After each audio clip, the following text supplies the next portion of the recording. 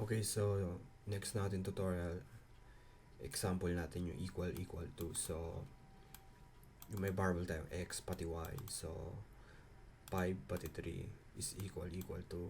So, ang sagot dito, i-return nito ay false because hindi sila equal.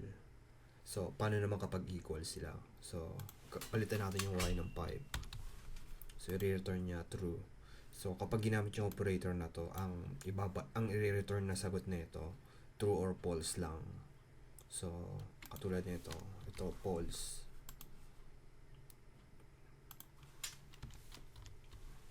True. So, saan naman ang gagawin natin yung comparison operator?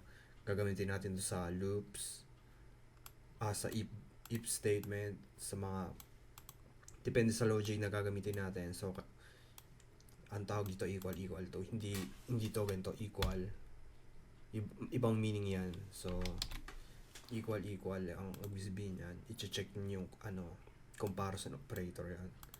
So, dun naman tayo sa not equal to sa next tutorial.